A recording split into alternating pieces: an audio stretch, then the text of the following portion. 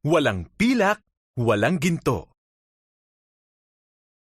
Nagpunta sina Pedro at Juan sa templo.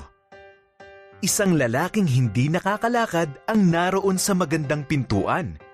Nanghihingi siya sa mga tao, walang pilak, walang ginto.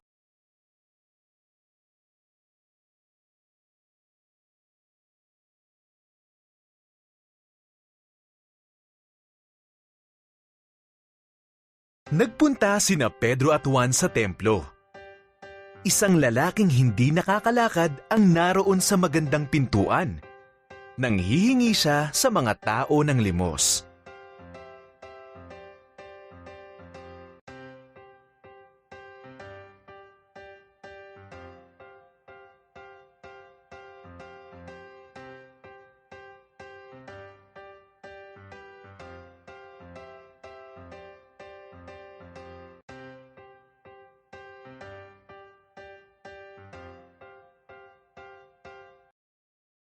Maaari bang makahingi ng pera?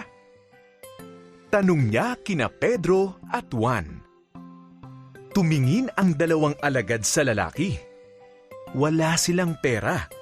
Ngunit mayroong mas higit pa na maaari nilang ibigay sa kanya.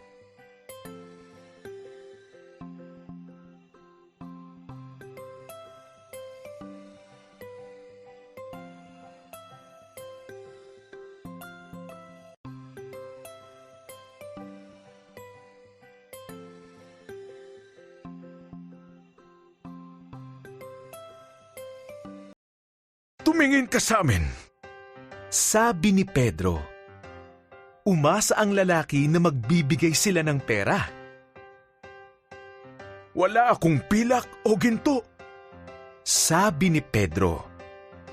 Ngunit mayroon akong isang bagay na masaya kong ibibigay sa iyo.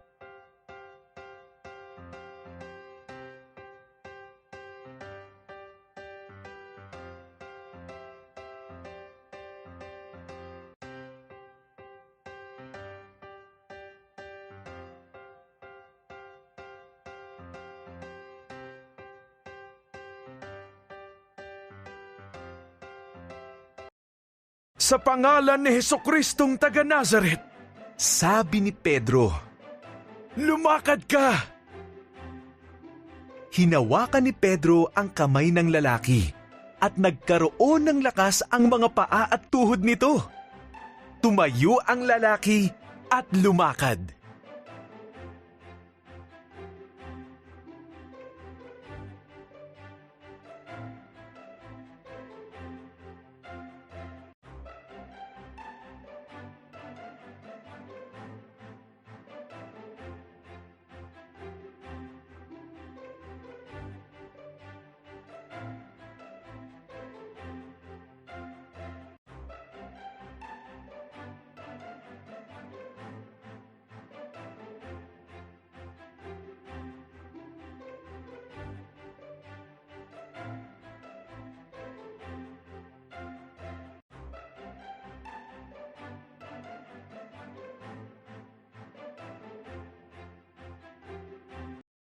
Sumama ang lalaki kina Pedro at Juan sa loob ng templo.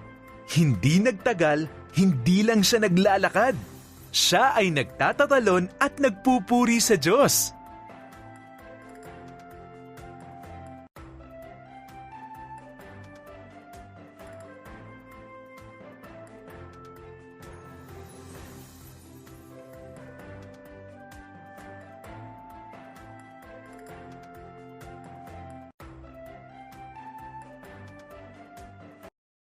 Nakita ng mga tao ang lalaki sa pinto. Alam nilang siya ay lumpo mula nang ipinanganak. Ngunit nandito siya sa harap nila.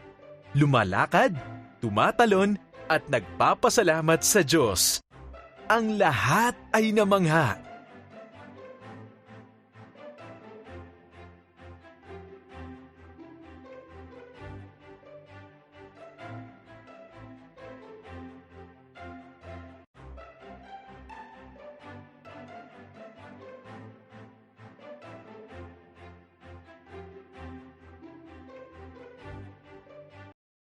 Sinabi ni Pedro kung kaninong kapangyarihan ang nagpagaling sa lalaki. Sinabi niya sa kanila ang tungkol kay Jesus. Nang siya ay matapos, marami sa mga tao ang nagdesisyon na sumunod din kay Jesus.